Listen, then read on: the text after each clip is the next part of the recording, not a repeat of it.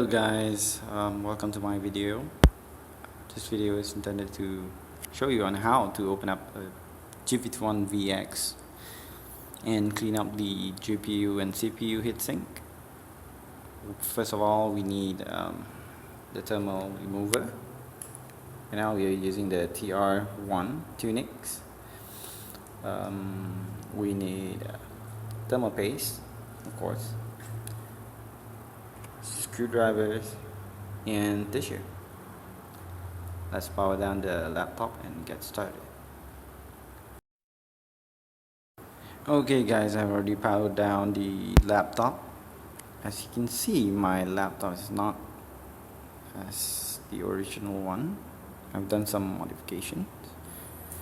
Actually, one of the major modifications is the vent hole, which has been cut out earlier. I'm using mesh that I took from one of the unused speaker box and cut it out using Dremel. So to get started, we need to remove the screws in the cover plate. These screws are needed to be taken out first before we can proceed. So I'm going to take it out, and I'll see you guys in a few minutes. Okay, I have taken out, loosened out every screw. So you might want to start with this part. Gently lift it up, and you can see that the heatsink for the GPU is this one, and for this is the chipset heatsink, and this is the processor heatsink. I've added a few copper blocks just to cool it down more. So what you need to do right now is actually take the screws for this one and this one, and then you can already lift for this part, and you need to take out the screws for this one. There are markings for the screw that you need to take out. 1, 2, 3, 4, 5, 6. You need to actually follow that. So let's get started.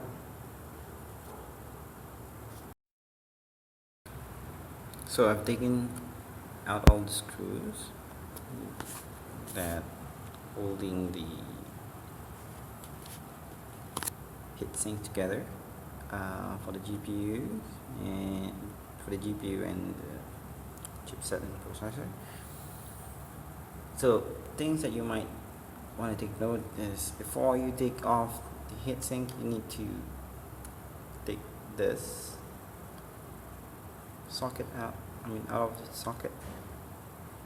So right now you can actually remove it by just gently lifting it up, and this is how it looks. This is for the CPU and chipset.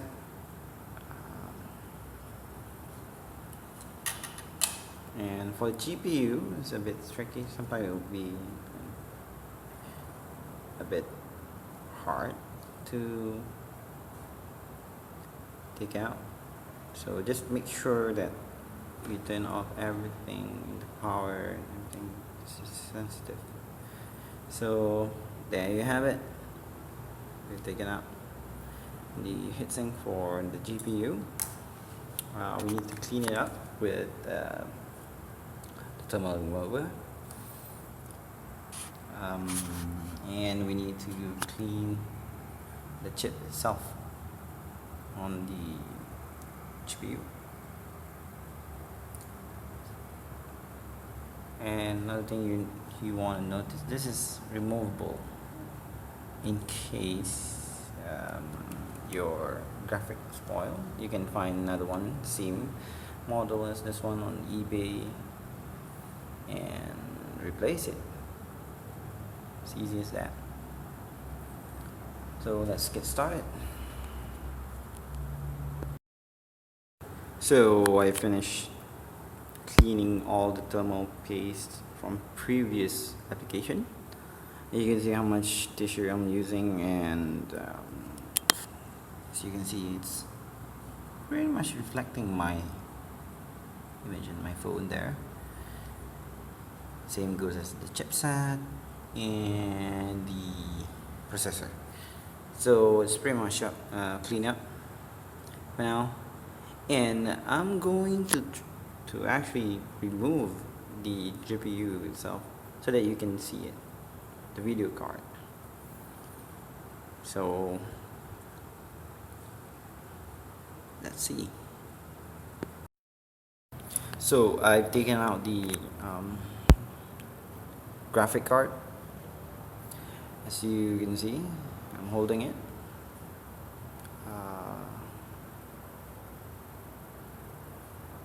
This is the Asus G51VX GTX 260M graphic card I'm holding. So as you can see, there's a backplate mechanism that they use to cool down the VRAM or the video RAM, which actually aren't necessary since I'm not overclocking this at all. So you can see down there, it's clean, pretty much clean. So yeah, I'm gonna put this back. This is just for you guys to see how it looks like. Okay.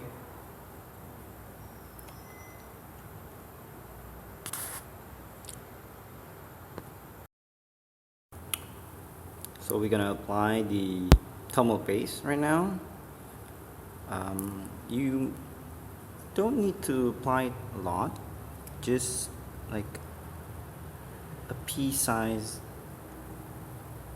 thermal compound is more than enough. Oh god, that went bad. Retake. So we're gonna apply the thermal paste right now. We don't need to apply a lot, just a pea size of thermal paste would be enough. Same goes for the chipset. Chipset will be a little bit smaller because it has a smaller surface. Same goes to the CPU, just a bit. There we go. It will have the drip stringy. Okay, so what's next is for us to assemble back. Oh, but before that, you have to clean that mess from the heatsink so that it would have a clean contact with the thermal paste that we just applied. So let's do that. So if everything is clean, it is time for us to put back things together. You want to put the graphic card heatsink first, since it will slot in before the fan.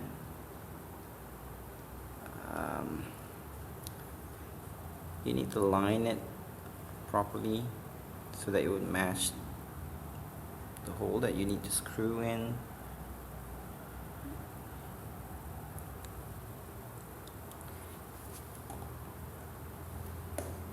And you might want to tighten it up first. So yeah, the other one,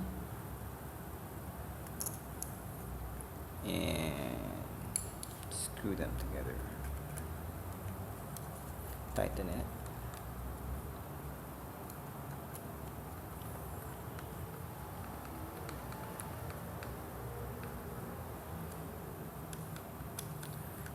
Don't tighten it too much, since it just need to hold the heatsink together, not to apply a lot of pressure to the screw.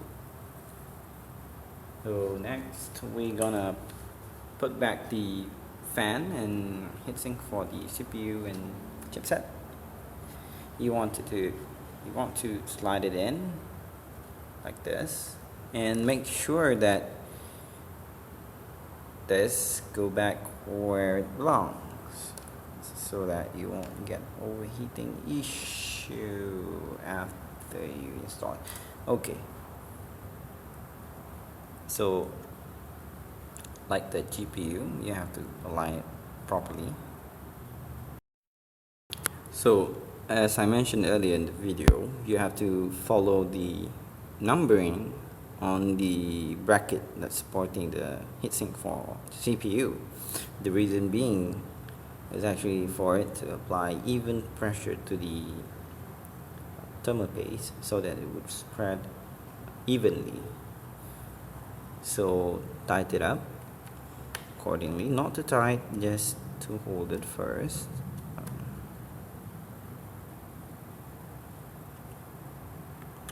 3, 4, and you can actually start to tighten all down, because at this point it's simply just tightening it. There you have it. You're gonna have to put back all the cover and screw everything up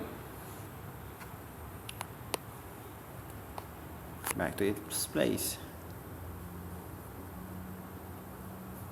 Thank you for watching my video. I will be answering your question in your comment below. Don't forget to leave a like, and if you enjoyed the video, subscribe. Thank you.